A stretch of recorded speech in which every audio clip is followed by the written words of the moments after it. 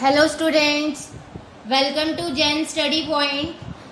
आज हम कंटिन्यू कर रहे हैं हमारा चैप्टर 1 इलेक्ट्रोस्टैटिक के न्यूमेरिकल्स। इससे पहले electrostatics chapter that is chapter 1 of our syllabus, उसको बहुत अच्छे से हम डिस्कस कर चुके हैं। आई होप आप सब ने वो टॉपिक्स क्लियर कर लिए होंगे। अब हम स्टार्ट कर रहे हैं हमारी एनसीईआरटी एक्सरसाइज के न्यूमेरिकल्स। फर्स्ट 8 क्वेश्चंस हम पहले वीडियोस में कवर कर चुके हैं। आज हम स्टार्ट कर रहे हैं question number 9 of our NCERT exercise text book. The question is a system has 2 charges. हमें क्या गिवन है? एक सिस्टम गिवन है जिसमें हमें 2 चार्जेस गिवन है। क्यूए का मैग्नीट्यूड हमें गिवन है 2.5 into 10⁻⁻7 coulomb and QB। Second charge का मैग्नीट्यूड हमें गिवन है -2.5 into 10⁻⁻7 coulomb located at points के हमें कोऑर्डिनेट्स गिवन है A एंड B के। आप देख सकते हो x कोऑर्डिनेट 0 है, y भी 0 है, z कोऑर्डिनेट हमें -15 सेंटीमीटर गिवन है। क्लियर? B पॉइंट में भी हमें x कोऑर्डिनेट 0 लेना है, y 0 एंड जेड एक्सिस पे हमें कितना लेना है? 15 centimetre. What are the total charge and electric dipole moment of the system. यहाँ पे हमें 2 चीजें कैलकुलेट करनी है। First is total charge and second thing is we have to calculate electric dipole moment of the system. Solve करते हैं। पहले हम एक सिस्टम ड्रॉ कर लेते हैं। कंसीडर करो मेरे पास इस तरह से 3D सिस्टम है, लाइक दिस। लेट कर लो this is x axis, this is y axis and this is z axis. Clear? अब हमें z एक्सिस पे पॉइंट लेने हैं। ठीक है, 0 0 -15 सेंटीमीटर एंड 0 0 +15 सेंटीमीटर। आप इस तरह से, ये हमारा क्या होगा? ओरिजिन होगा। लेट कर लो यहाँ पे नेगेटिव z एक्सिस पे हम एक पॉइंट ले रहे हैं। यहाँ पे क्या आएगा? हमारा A पॉइंट आएगा, दैट इज 0 0 -15 सेंटीमीटर। क्लियर? फिर यहाँ पे पॉजिटिव z एक्सिस पे हम एक और पॉइंट लेंगे B, that is 0 0 +15 centimetre. Clear? इस तरह से हमने z एक्सिस पे दोनों पॉइंट्स ले लिए, A एंड B। उसके बाद पॉइंट A पे कौन सा चार्ज है? QA। ठीक है, पॉइंट A पे हमने कौन सा चार्ज प्लेस किया हुआ है? QA। पॉइंट B पे हमने कौन सा चार्ज प्लेस किया हुआ है? QB। क्लियर? पॉइंट B पे हम कौन सा चार्ज ले रहे हैं? QB ले रहे हैं। अब हमें क्या करना है? First thing we have to calculate total charge. Total charge कैसे निकलेगा? Total charge of the system is, आप कैसे सोल्व करोगे इसको? टोटल चार्ज क्या होगा? QA plus QB। Clear? QA हमें कितना गिवन है? 2.5 into 10⁻⁻7 coulomb. QB second charge हमें कितना गिवन है? -2.5 इंटू 10⁻⁻7 कूलम। जब आप इन दोनों को ऐड करोगे, plus minus becomes minus, cancel हो जाएंगे। टोटल चार्ज हमारा क्या आ जाएगा? 0। Clear? Total charge of the system is 0। First part हमारा सॉल्व हो गया। Second we have to calculate electric dipole moment of the system. What is the formula of electric dipole moment? Electric dipole moment को हम P से represent करते हैं। इसका formula क्या होता है? Q into 2A। 2A यहाँ पे क्या रिप्रेजेंट करता है? 2A is the length of the dipole. Charge, आप कोई भी चार्ज ले सकते हो यहाँ पे, क्योंकि दोनों चार्जेस का मैग्नीट्यूड क्या है? सेम है। क्लियर? तो हम चार्ज का मैग्नीट्यूड यहाँ पे लिख रहे हैं 2.5 into 10⁻⁻7। What is the length of dipole? Length of dipole क्या होगी? Length of the dipole is AB। आप डायग्राम में देख सकते हो, length of the dipole is AB। कितनी होगी हमारी? 30 सेंटीमीटर। ठीक है, length of the dipole is 30 centimetre. इसको मीटर में कन्वर्ट करेंगे 30 सेंटीमीटर को, इट बिकम्स 30/100, 0.3 इंटू यहाँ पे आप क्या लिखोगे? 0.3 3 मीटर। क्लियर। अब हम इसको सॉल्व करेंगे। On solving this the answer becomes 7.5 into 10 raised to power minus 8. What are the units of dipole moment? Dipole moment की units क्या होंगे? Coulomb metre. Clear. What is the dipole moment? Dipole moment is 7.5 into 10 raised to power minus 8 coulomb metre. Coulomb metre. Clear. These are the units of dipole moment. Direction क्या होगी यहाँ पे dipole moment की? अगर dipole moment की direction की हम बात करें, डाइपोल मोमेंट की डायरेक्शन क्या होती है? From negative charge to positive charge. यहाँ पे हमने second charge Q B place किया है। क्यू बी हमें क्वेश्चन में क्या गिवन है? Negative. Q B is negative. B point पे हम कौन सा चार्ज प्लेस कर रहे हैं? We are placing negative charge on point B. Point A पे हम कौन सा चार्ज प्लेस कर रहे हैं? Positive charge. आप क्वेश्चन में देख सकते हो Q A is positive. A point पे हम पॉजिटिव चार्ज प्लेस कर रहे हैं। तो डाइपोल मोमेंट की डायरेक्शन क्या होगी? From B to A, from negative charge to positive charge, और you can say that from B to A. Clear. यहाँ पे मेंशन कर देते हैं the direction of dipole moment is from B to A or along the negative z axis, or along the negative z axis. I hope आप सबको ये 9th question clear होगा। Next question number 10th question is an electric dipole with dipole moment. Question में हमें क्या given है? Question में हमें डाइपोल मोमेंट गिवन है। ठीक है, हम इसको नोट कर लेते हैं। डाइपोल मोमेंट को हम रिप्रेजेंट करते हैं पी वेक्टर से। ठीक है, कितनी गिवन है हमें? 4 into 10 raised to power minus 9। Units क्या होते हैं इसके? Coulomb metre. Is aligned at 30 degree with direction of uniform electric field of magnitude 5 into 10 raised to power 4 newton per coulomb. Angle हमें गिवन है, angle is 30 degree, and electric field का हमें magnitude given है, that is 5 into 10 raised to power 4 newton per coulomb. We have to calculate magnitude of torque acting on dipole. Torque के लिए हम क्या formula apply करते हैं? Torque is equal to P cross E. Derivation हमने की हुई है। ये टॉर्क का फॉर्मूला क्या होता है? Torque is equal to P cross E. जब हमें क्रॉस प्रोडक्ट की वन हो तब हम इसको कैसे लिखेंगे? It is equal to P E sine theta. Clear. Let कर लो, हम डायग्राम बना के देख लेते हैं। हमें इस तरह से यूनिफॉर्म इलेक्ट्रिक फील्ड गिवन है। इलेक्ट्रिक फील्ड के अंदर हम एक डाइपोल प्लेस कर रहे हैं like this eight an angle.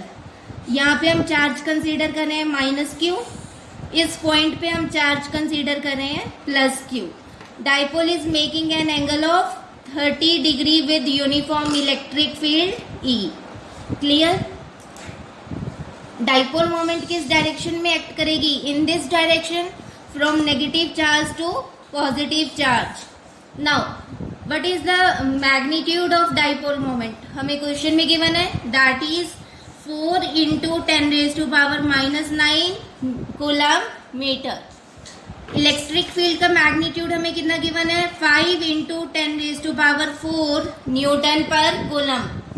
what is the value of angle? Angle is 30 degree. It becomes sin 30 degree. Clear?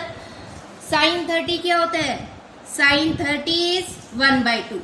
sin 30 degree is equal to 1/2। हम solve करते हैं ये सारी values. Torque become 4 into 10 raised to power minus 9 into 5 into 10 raised to power 4 into sin 30 becomes 1/2।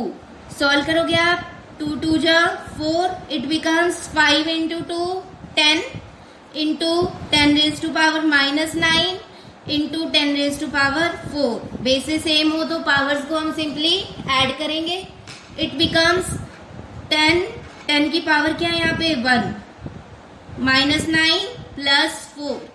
On solving it becomes 10 raised to power minus 4। Clear. यहाँ पे हमने क्या calculate किया है, we are calculating torque here. Torque के units क्या होते हैं, टॉर्क के यूनिट्स क्या होते हैं, it is equal to newton metre. Clear.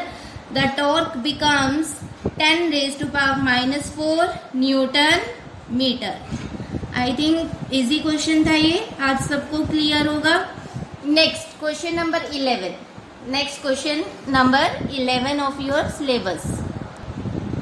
Now the 11th question is, a polythene piece rubbed with wool is found to have a negative charge of 3 into 10 raised to power -7 coulomb. Estimate the number of electrons transferred from which to which. Is there a transfer of mass from wool to the polythene? Question में हमें क्या given है, हम polythene piece को वूल के साथ रब कर रहे हैं to have a negative charge of 3 into 10 raised to power -7 coulomb. Negative charge किसके ऊपर एक्वायर हो रहा है, negative charge is acquiring on polythene. Question में हमें गिवन है negative charge is acquiring on polythene piece. तो आप समझ गए होंगे किस डायरेक्शन में इलेक्ट्रॉन्स ट्रांसफर कर रहे हैं, electrons are transferring from wool to polythene. Clear. क्योंकि पॉलीथीन पे कौन सा चार्ज एक्वायर हो रहा है, रबिंग के बाद पॉलीथीन पे नेगेटिव चार्ज एक्वायर हो रहा है। It means electrons are transferring from wool to the polythene. Now we have to calculate the number of electrons transferred from wool to the polythene. Number of electrons हमें calculate करने, we use principle of quantization of charge here. What is the principle of quantization of charge? That is equal to Q is equal to plus minus NE. First lecture था हमारा quantization of charge. Only integral number of electrons can be transferred from one body to another. Clear. यहाँ से अब हम number of electrons को calculate कर सकते हैं। एन का फॉर्मूला क्या बन जाएगा, it becomes Q upon E। Q यहाँ पे क्या रिप्रेजेंट कर रहा है, Q is representing the charge. Charge हमें कितना गिवन है, charge is -3 into 10 raised to power -7 coulomb. ठीक है। क्वेश्चन में हमें गिवन है E क्या रिप्रेजेंट कर रहा है, चार्ज ऑन इलेक्ट्रॉन। इलेक्ट्रॉन पे कितना चार्ज होता है, -1.6 into 10 raised to power -19 coulomb.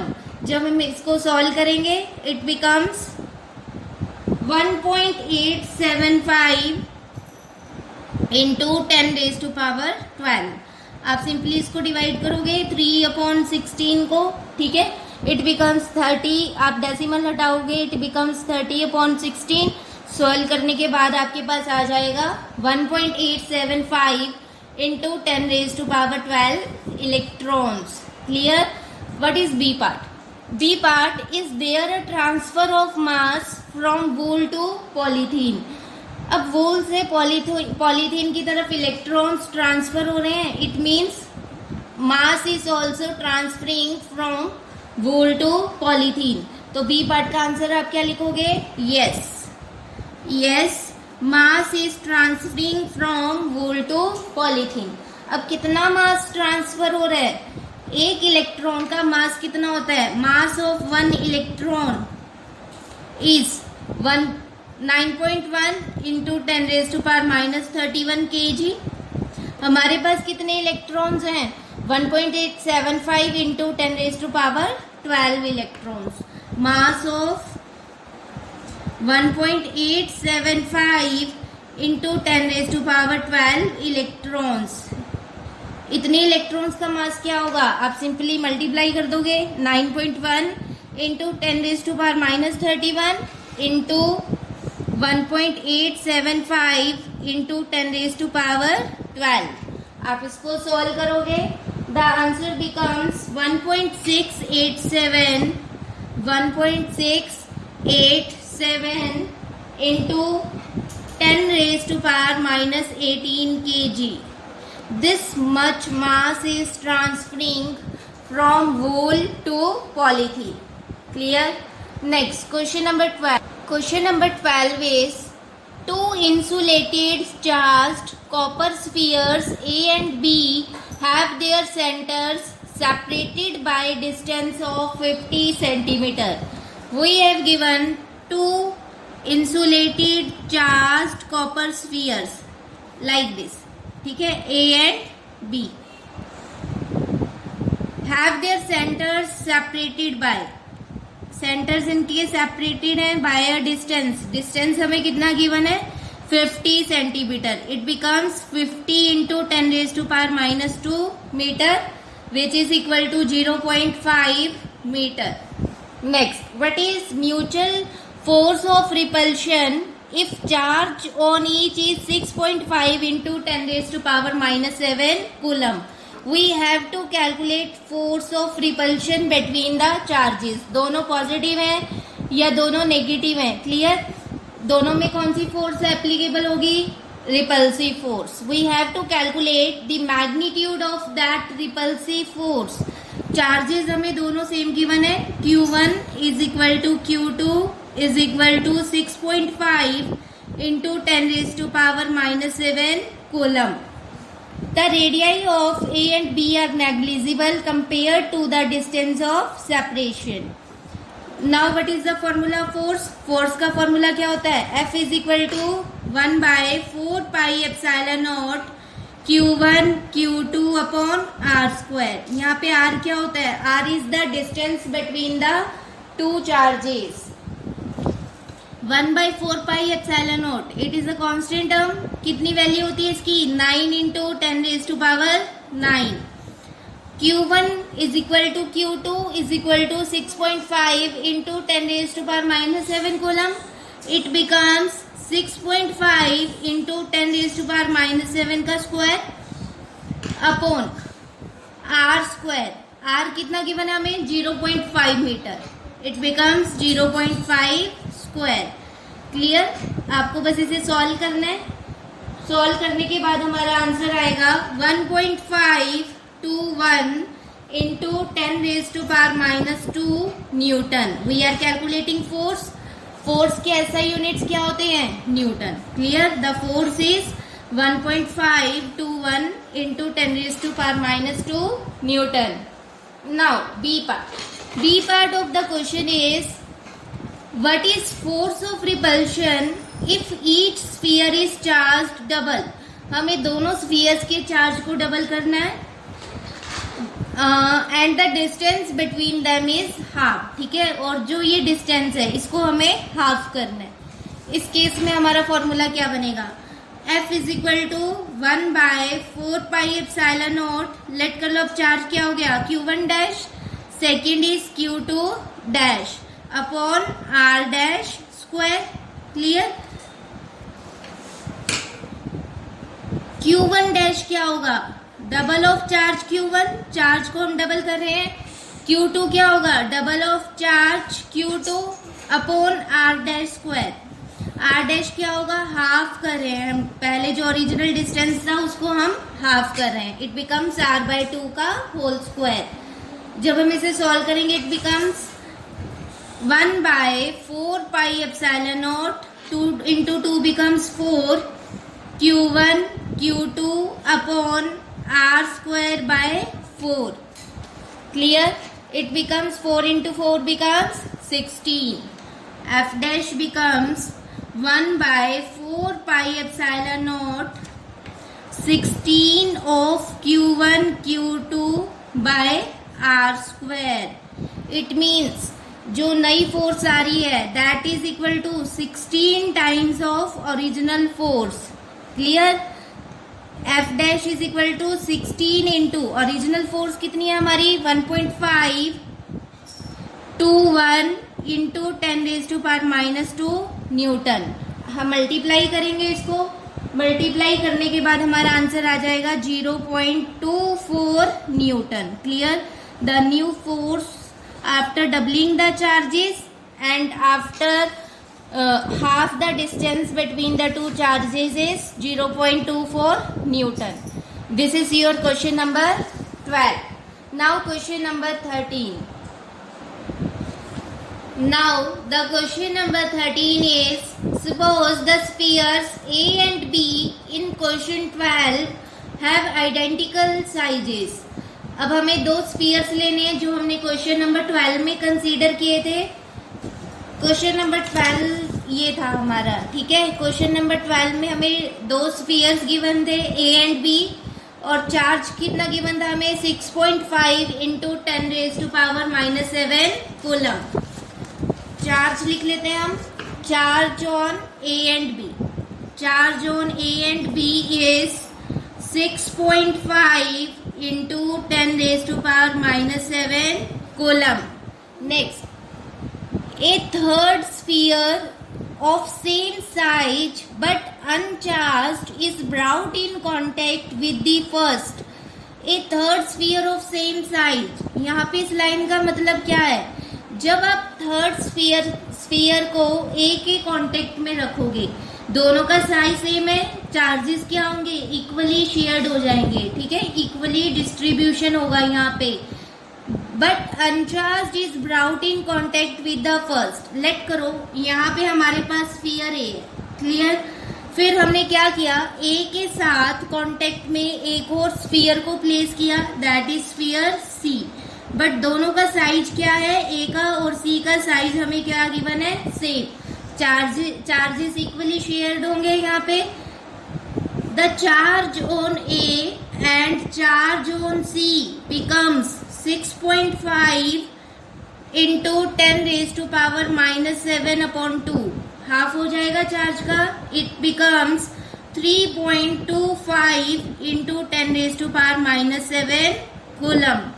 दोनों स्फीयर्स का चार्ज अब कितना होगा? 3.25 into 10⁻⁻7 coulomb. Now the next, then brought in contact with the second. पहले हमने थर्ड चार्ज को ए के साथ कॉन्टेक्ट में प्लेस किया, then we brought it in contact with the second. फिर हम इसको बी के साथ कॉन्टेक्ट में प्लेस कर रहे हैं. Now we are placing sphere C in contact with the sphere B like this. Clear? C पे कितना चार्ज है हमारे पास? 3.25 into 10⁻⁻7 coulomb. Now when we place third sphere in contact with the second sphere B, now again the charges are shared. Now the charge on C and B becomes, सी पे अभी कितना charge है हमारे पास? 3.25 into 10⁻⁻7 coulomb. B पे कितना charge है? The charge on B is 6.5 into 10⁻⁻7 coulomb upon 2. Average निकालेंगे हम. ऑन सॉल्विंग इट बिकम्स 10⁻⁻7 को हम कॉमन ले लेंगे. It becomes 3.25 plus 6.5 into 10⁻⁻7 upon 2.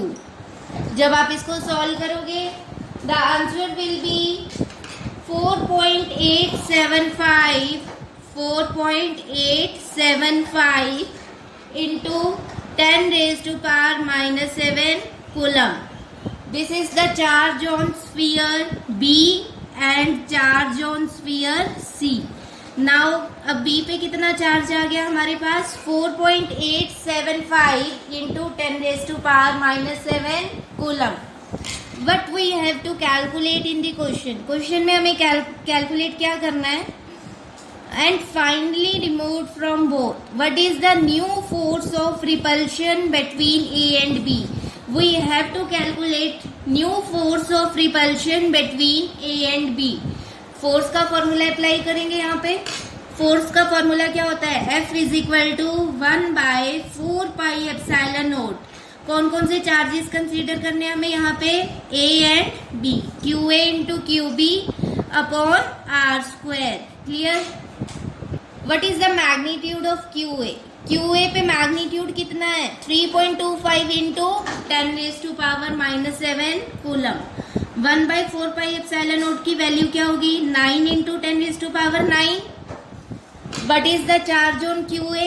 The charge on QA is 3.25 into 10⁻⁻7 coulomb. What is the magnitude of charge QB?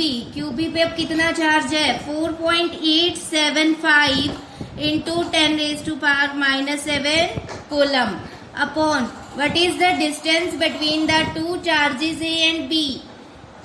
Question number 12 की help लेंगे हम यहाँ पे। The distance between two charges हमें क्या गिवन था? 0.5 मीटर। क्वेश्चन नंबर 12 में given था हमें ये डिस्टेंस। यहाँ पे हम r की वैल्यू पुट करेंगे, it becomes 0.5 whole square. Solve करेंगे हम इसको। सॉल्व करने के बाद हमारे पास आंसर आएगा 5.7 into 10⁻⁻³ Newton. Clear? This is the force of repulsion between the two charges A and B. Now the question number 14 is figure show tracks of three charged particles in uniform electrostatic field. Give the signs of three charges. Which particle has highest charge to mass ratio? हमें ये figure given है। इस figure में हमें 3 charge particles given है, 1, 2 and 3। We have to find out the charge on each charge. Means हमें ये बताना है कि कौन से चार्ज पे पॉजिटिव है और कौन सा चार्ज हमारा नेगेटिव है। Next we have to calculate charge to mass ratio. कैसे करेंगे हम इस क्वेश्चन को? फिगर से हमें एक बात क्लियर हो रही है कि जो charges 1 and 2 they are deflecting towards positively charge plate. किस साइड में वो डिफ्लेक्ट कर रहे हैं? Towards positively charge plate. That means charge 1 and 2, 1 और 2 पे कौन सा चार्ज होगा? नेगेटिव चार्ज होगा। क्लियर? चार्ज 1 और 2 पे हम कौन सा चार्ज कंसीडर करेंगे? Negative charge. अगर चार्ज पार्टिकल थर्ड की बात करें, third charge particle is deflecting towards negatively charge plate. Third charge पे फिर हम कौन सा चार्ज कंसीडर करेंगे? Positive charge. क्लियर? थर्ड पे कौन सा चार्ज लेंगे हम? Positive charge. Now we have to calculate charge to mass ratio. That is we have to calculate Q/m। हमें ये बताना है कि किस चार्ज पार्टिकल के लिए charge to mass ratio highest होगी। इसके लिए हम एक केस कंसीडर कर रहे हैं लाइक दिस। मान लो हमारे पास इस तरह से XY प्लेन गिवन है, यहाँ पे इस तरह से हमें मोशन गिवन है, ठीक है। Along Y axis initial velocity हम क्या कंसीडर करते हैं? 0 करते हैं। X एक्सिस के अलोंग हम u लेते हैं। 11th क्लास में हमने स्टडी किया था। अब यहाँ पे हम डिस्टेंस डिस्प्लेसमेंट की इक्वेशन अप्लाई कर रहे हैं। डिस्प्लेसमेंट की इक्वेशन क्या होती है? S is equal to ut plus half at²। We are considering y axis here, so it becomes y.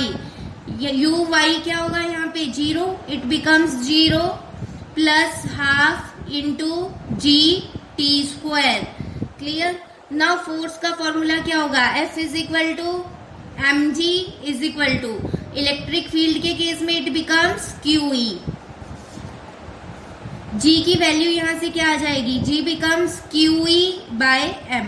Clear? G becomes QE upon m। Now putting the value of G in this equation, Y becomes Y is equal to half into G। G की जगह हम क्या लिखेंगे? QE/m into t²। अब हमें क्या calculate करना है यहाँ पे? We have to calculate charge to mass ratio, that is Q/m। Q/m becomes 2y upon et²। अगर हम यहाँ पे तीनों चार्ज पार्टिकल के लिए बात करें, तीनों चार्ज पार्टिकल के लिए electric field E and time T both are same, so we consider E and T as constants. Charge to mass ratio depends on Y। We can say that charge to mass ratio is directly proportional to displacement y। Now we again see our diagram। ये diagram हमें given है। In this figure अगर हम हमारे charge particle 1, 2 and 3 का path consider करें, this is the original path of charge particle 1। Displacement is this, let it be y1। This is the original path of charged particle y2। Displacement is this y2। अगर हम हमारे third charge particle की बात करें, this is the original path of third charge particle, ठीक है, and the displacement is this y3। आप diagram में फिगर में देख सकते हो किस चार्ज पार्टिकल के लिए डिस्प्लेसमेंट ग्रेटर है। It is greater for third charge particle, that is y3।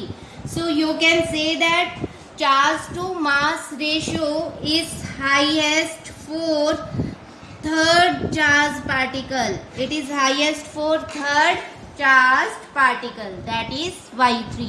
This is question number 14. Now question number 15. Now the question number 15 हमने पहले हमारी जो इलेक्ट्रिक फील्ड वाली वीडियोस है उसमें हमने किया हुआ है, आप देख सकते हैं। Next question number 16 is what is net flux of uniform electric field of question 15 through a cube of side 20 centimeter oriented so that its faces are parallel to the coordinate planes। हमने इस तरह से एक coordinate system ले लिया है x y z और यहाँ पे हमने एक क्यूब ड्रॉ कर लिया है whose faces are parallel to the coordinate planes like this। clear? Now we have to calculate net flux through this cube। इसके लिए हम क्या करेंगे, अलग अलग फेसेस, हमें पता है क्यूब के कितने फेसेस होते हैं, there are 6 faces of cube. 6 faces में से हम फ्लक्स को कैलकुलेट करेंगे, ठीक है। लेट कर लो पहले हम ये वाले फेस जो अपवर्ड डायरेक्शन में है, इस फेस की बात करें। यहाँ पे हमारा एरिया वेक्टर क्या होगा, एरिया वेक्टर इज आउटवर्ड, ठीक है। इन this direction area vector will point in this direction. अगर इलेक्ट्रिक फील्ड इंटेंसिटी की बात करें, क्वेश्चन नंबर 15 में हमें इलेक्ट्रिक फील्ड गिवन है 3 × 10⁻³ आई कैप न्यूटन पर कूलम। 3 × 10⁻³ आई कैप न्यूटन पर कूलम। आई कैप से आप समझ गए होंगे इलेक्ट्रिक फील्ड की डायरेक्शन हमें क्या गिवन है, it is along x axis, positive x axis. So electric field will point in this direction. What is the angle between area vector and electric field? That is 90 degree। Flux में कोई contribution नहीं होगा through this face. Now अगर हम ये वाले face की बात करें, ठीक है, डाउनवर्ड, इस फेस की अगर बात करें, एरिया वेक्टर क्या होगा, आउटवर्ड होगा, डाउनवर्ड, ठीक है। Area vector will be downward like this. What is the direction of electric field intensity, it is acting along positive x axis। now what is the angle between area vector and electric field intensity, again 90 degree। इस face के कारण भी कोई contribution नहीं होगा। अब हम बात कर रहे हैं ये वाला, जो ये वाला फेस है फ्रंट वाला, लाइक दिस, ठीक है। अगर इस फेस में से बात करें, एरिया वेक्टर क्या होगा, आउटवर्ड लाइक दिस। अगर आपके पास एक क्यूब है, कंसीडर मेरे पास ये है, ठीक है, दिस इज द फॉरवर्ड, ये वाला फेज है, तो एरिया वेक्टर इधर होगा। इलेक्ट्रिक फील्ड मुझे किधर गिवन है, along positive x axis. What is the angle between area vector and electric field vector, electric field is acting in this direction along positive x axis like this and area vector is like this, angle is 90 degree. तो इस phase के कारण भी कोई contribution नहीं होगा। अगर हम बैकवर्ड फेज की बात करें, दिस वन बैकवर्ड फेज की बात करें, तो बैकवर्ड फेज का एरिया वेक्टर किधर होगा, it will be like this, ठीक है। What is the direction of electric field intensity, electric field intensity is acting like this along positive x axis। what is the angle between area vector and electric field intensity vector, it is again 90 degree। इस face के कारण भी फिर कोई contribution हमारे पास नहीं आएगा। तो यहाँ पे हमारे पास 2 फेसेस बचते हैं, this one first face and this second face. Clear? First face, इस फेस की बात करें तो यहाँ पे एरिया वेक्टर हमारा किस डायरेक्शन में होगा, along this direction, outward. Electric field intensity की डायरेक्शन किधर है, it will be acting towards positive x axis. Angle कितना बन रहा है, 180 डिग्री, एंगल इज 180 डिग्री। अगर हम हमारे सेकंड फेज की बात करें, सेकेंड फेज का एरिया वेक्टर क्या होगा, outward, like this. What is the direction of electric field intensity? It is also acting in the same direction. तो यहाँ पे एंगल हमारा क्या बन रहा है, 0 degree. Clear. Then flux, total electric flux will be equal to flux due to this first face plus flux due to this second face. Clear. We are considering these two faces, first and second. First face के कारण late कर लो हमारा flux कितना आ रहा है. For what is the formula of electric flux, it is equal to E dot A. Second के कारण भी क्या होगा, E dot A. Angle first phase में क्या बन रहा है, E A cos 180 degree. Second के लिए E A cos 0. What is the value of cos 180, it is -1, so it becomes minus E A. Now solving this, cos 0 is 1. It becomes EA. Total electric flux becomes 0. Clear? What is the net electric flux of uniform electric field through a cube of side 20 centimeter? Answer will be 0. Next question number 17. Now the question number 17 is careful measurement of electric field at surface of a black box indicates that the net outward flux through surface of box is 8 into 10 raised to power 3 newton metre square पर coulomb. इस question में हमें flux given है. Flux कितना given है इस question में हमें, 8 into 10 raised to power 3 newton metre square पर coulomb. Next, we have to calculate net charge inside the box. यहाँ पे हम क्या करेंगे, गॉस थ्योरम अप्लाई करेंगे. What is the formula of Gauss theorem? According to Gauss theorem the flux is equal to Q by epsilon naught, where epsilon naught is the permittivity of free space. Charge यहाँ से क्या बन जाएगा, charge is equal to flux into epsilon naught. What is the formula of flux? Flux कितना है, 8 into 10 raised to power 3. Epsilon naught की value हमें पता है, it is 8.85 into 10 raised to power -12. Clear. हम सिंपल इन्हें मल्टीप्लाई कर देंगे. The answer will B 71 into 10 raised to power -9 coulomb. Clear. कितना चार्ज आ जाएगा हमारे पास, 71 into 10 raised to power -9 coulomb. Now what is the second part, B part? B part is if net outward flux through the surface of box were 0. अगर net outward flux, total outward flux अब हमें B part में क्या given है, it is 0.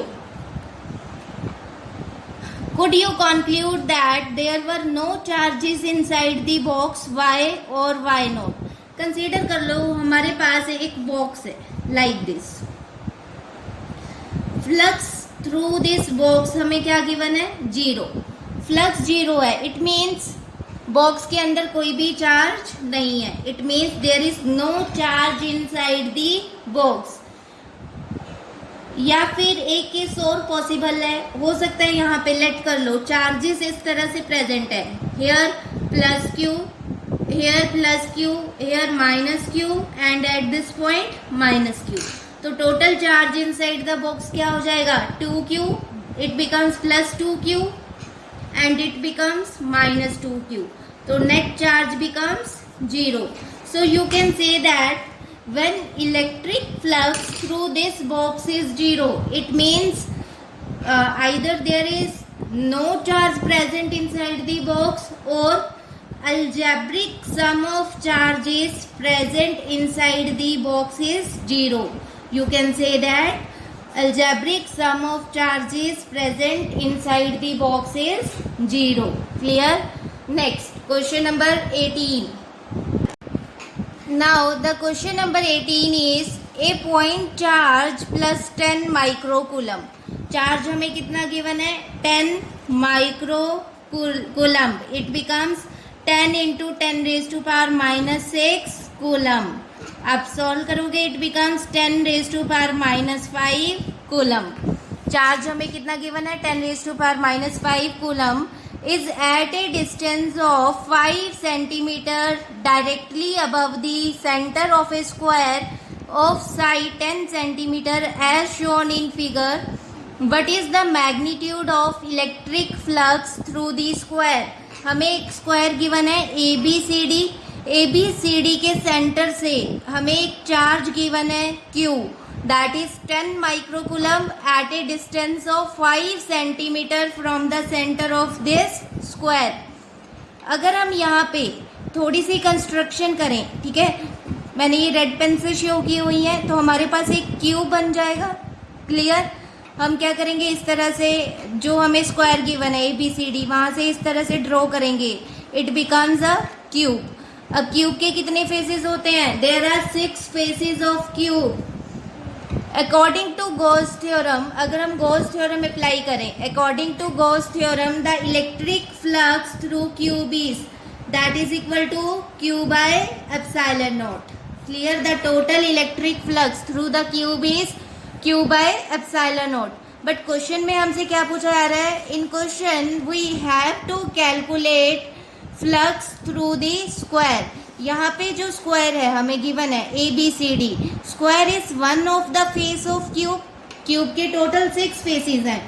ABCD एक face है cube का. So the electric flux through the square ABCD becomes 1/6 of Q by epsilon naught. Charge हमें कितना गिवन है? 10⁻⁻5 coulomb and epsilon naught is 8.85 into 10⁻⁻12. इसको हम सॉल्व करेंगे. The answer will be 1.88 into 10⁻5 newton metre square पर coulomb. Clear? This is the electric flux through the square ABCD which is one of the face of the cube. It becomes 1/6 of Q by epsilon naught. Now the question number 19 is a point charge of 2 microcoulomb. Charge हमें given है 2 microcoulomb. It becomes 2 into 10⁻⁻6 coulomb is at the center of a cubic Gaussian surface 9 centimeter on edge. We have given a cubic Gaussian surface. हम draw कर लेते हैं like this. A cubic Gaussian surface we have given of edge 9 centimeter. What is net electric flux through the surface? We have to calculate total electric flux through this Gaussian cube.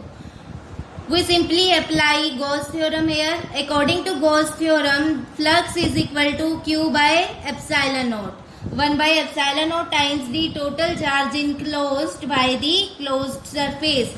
The value of charge is 2 into 10⁻⁻6 coulomb. Epsilon naught is permittivity of free space. Its value is 8.85 into 10⁻⁻12. On solving this, its answer become 2.26 into 10⁻5 Newton meter square per coulomb. These are the SI units of flux. Newton meter square per coulomb. Now next question. 20th question is a point charge causes an electric flux of -1 into 10⁻³ Newton meter square per coulomb. Flux की value हमें given है that is equal to -1 into 10⁻³ Newton meter square per coulomb to pass through a spherical Gaussian surface of 10 centimeter radius centered on the charge. हमें एक spherical Gaussian surface given है like this. The radius of this spherical Gaussian surface is 10 centimeter. Gaussian surface के centre पे हमने charge place किया हुआ है. Clear? Next, if radius of Gaussian surface were doubled, how much flux would pass through the surface? अगर हम Gaussian surface के radius को डबल कर दें, let we now take it as 20 centimeter. Clear? we have to calculate total electric flux through this Gaussian surface. According to Gauss law or Gauss theorem, the value of flux is equal to Q by epsilon naught. इस फॉर्मूले से हमें information मिल रही है कि flux does not depend on the radius. Radius पे flux depend नहीं कर रहा.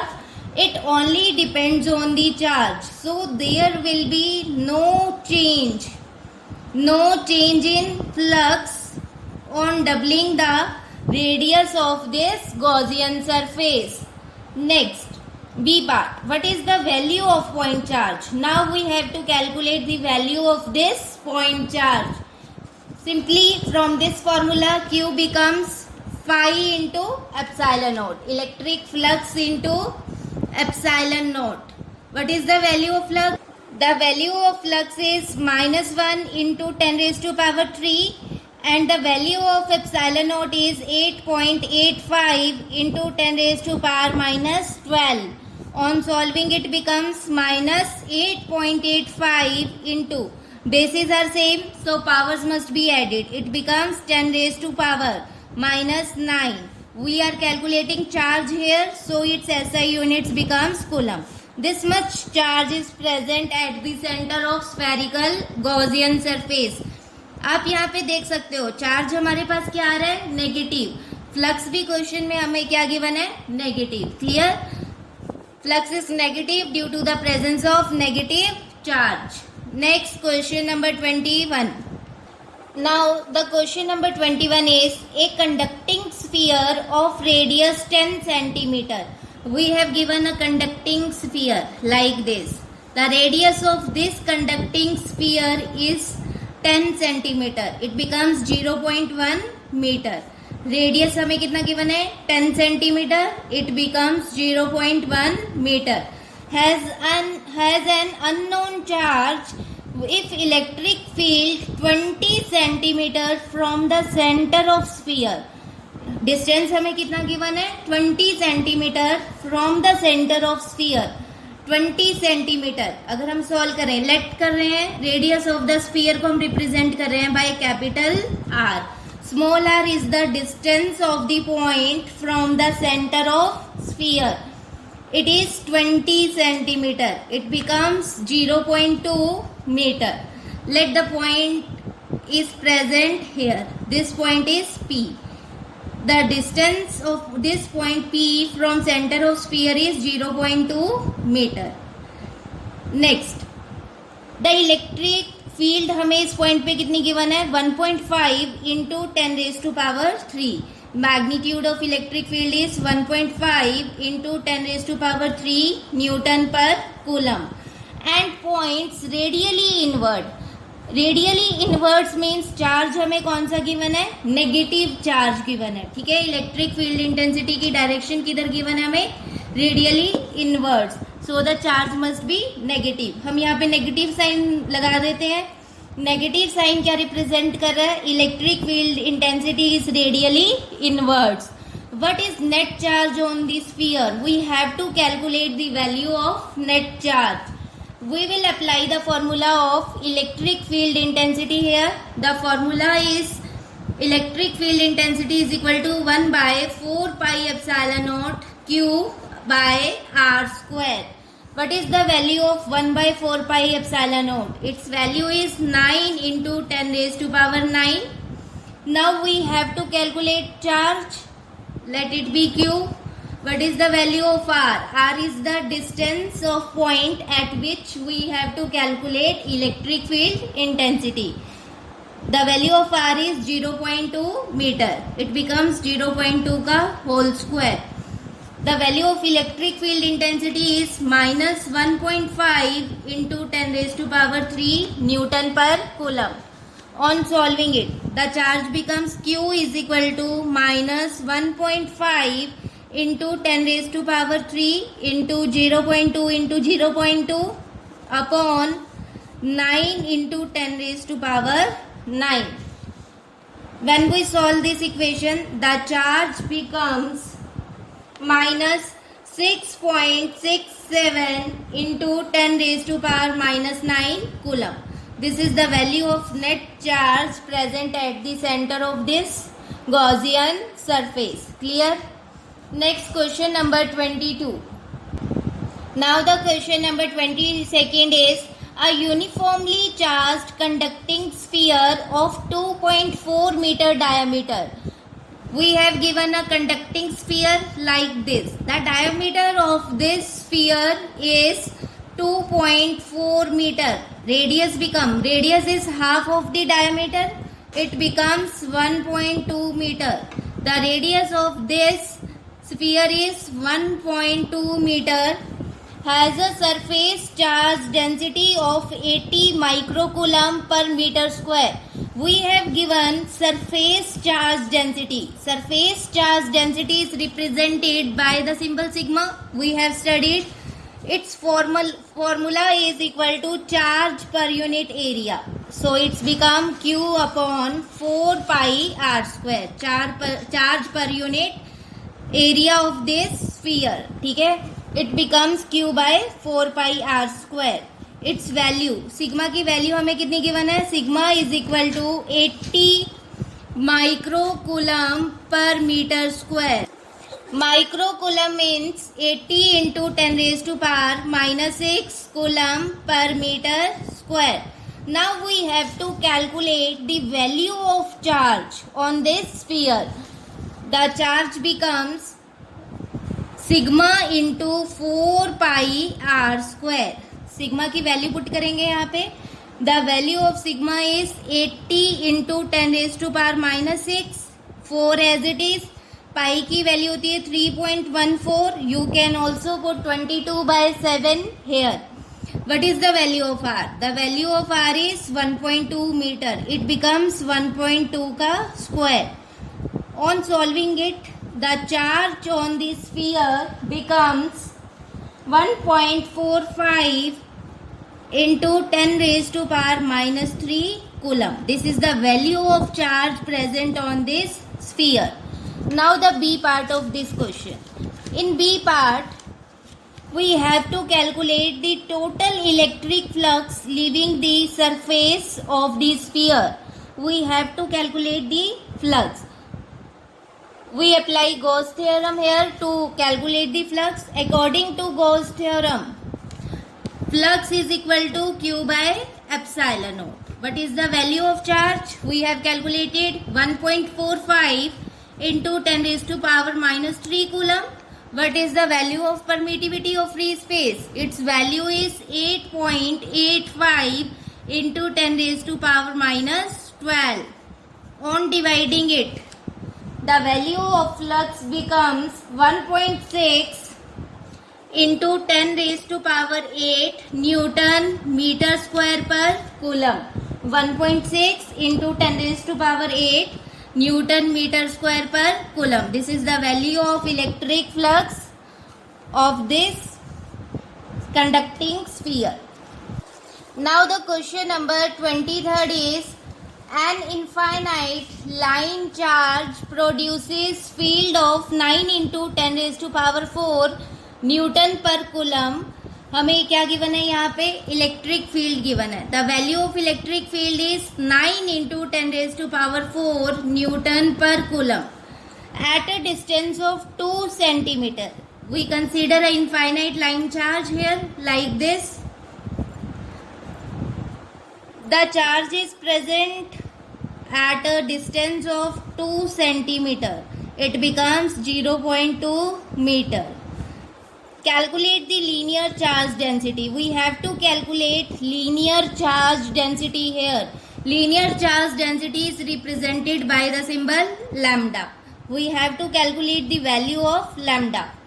हमने ये डेरिवेशन की थी. Electric field intensity due to linearly charged infinite line charge. क्या हमारे पास इलेक्ट्रिक फील्ड इंटेंसिटी का फॉर्मूला आ रहा था यहाँ पे. Electric field intensity is equal to lambda by 2 pi epsilon naught are.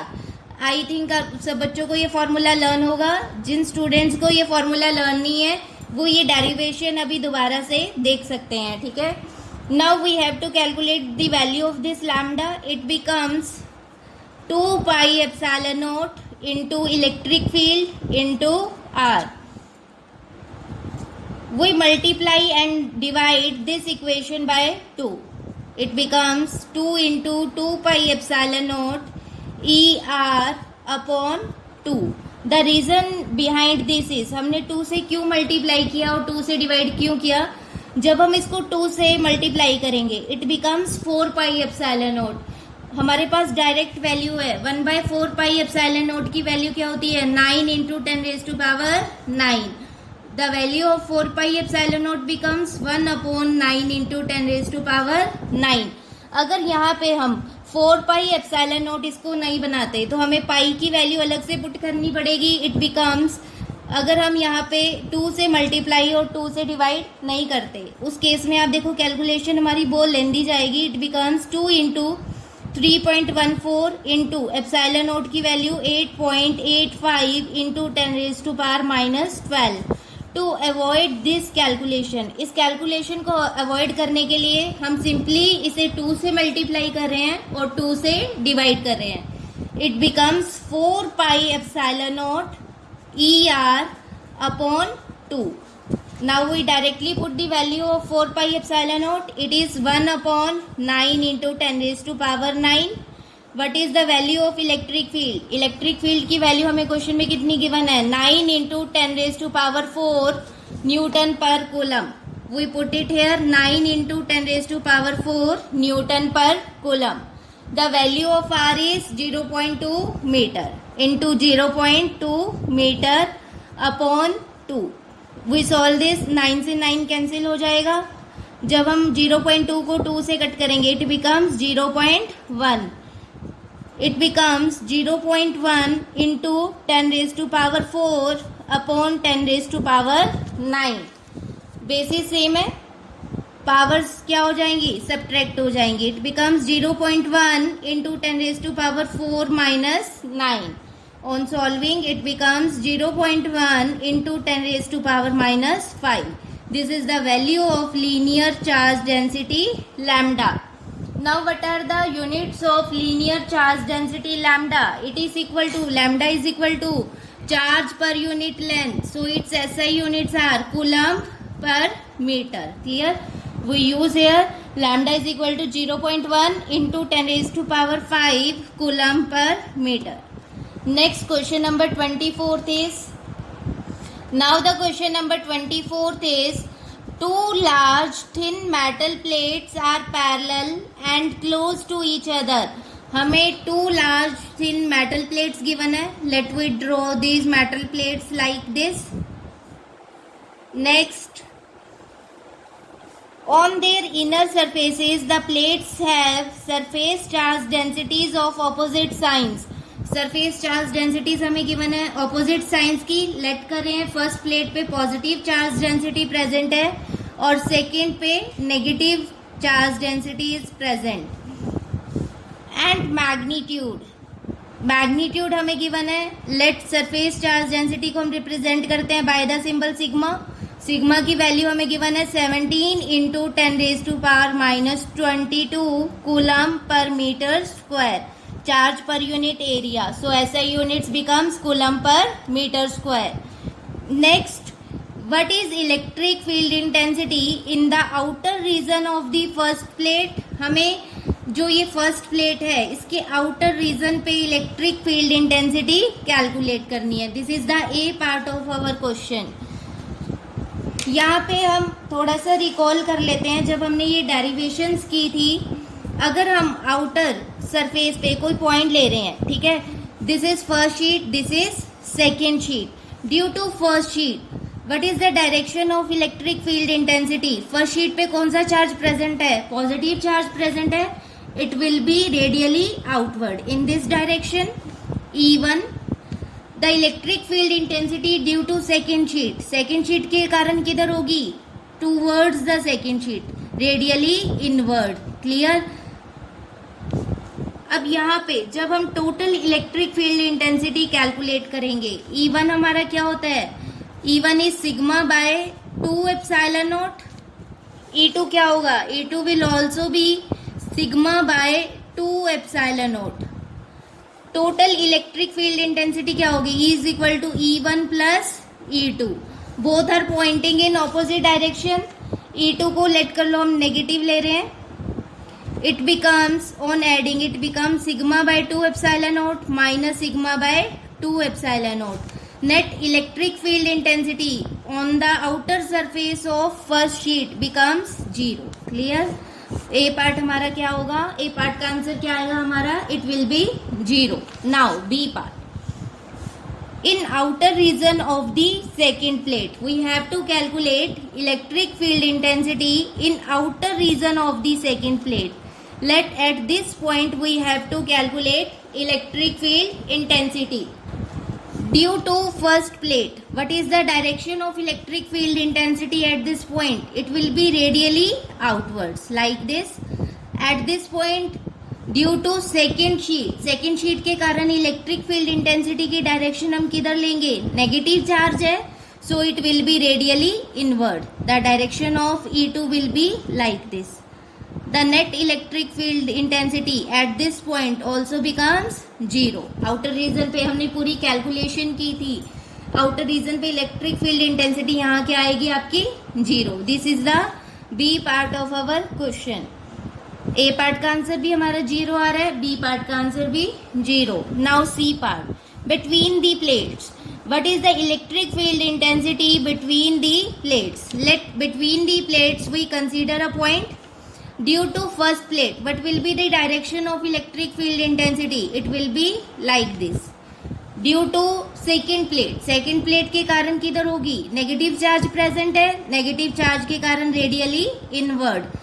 now both the intensities are directing in same direction, so net electric field intensity हम कैसे obtain करेंगे, by adding these two intensities। the net electric field intensity will be E is equal to E1 plus E2। what is the value of E1, E1 की value क्या है, sigma by 2 epsilon naught. what is the value of E2, it is also sigma by 2 epsilon naught। on adding this it becomes sigma by epsilon naught। now putting the value of sigma in question, the value of sigma is 17 into 10 raised to power minus 22।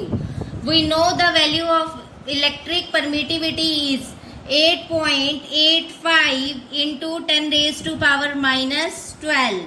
on solving this we get electric field intensity is equal to 1.92 into 10 raised to power minus 10 Newton per coulomb। this is the value of electric field intensity at a point between the two parallel metallic plates। this is the NCERT exercise questions of your textbook। now in next video we will do additional exercise of NCERT। so please I hope आप सब मेरे साथ साथ study कर रहे होंगे और आपने यहाँ तक पूरा चैप्टर इलेक्ट्रोस्टैटिक्स कंप्लीट कर लिया होगा। Thank you so much for watching my videos.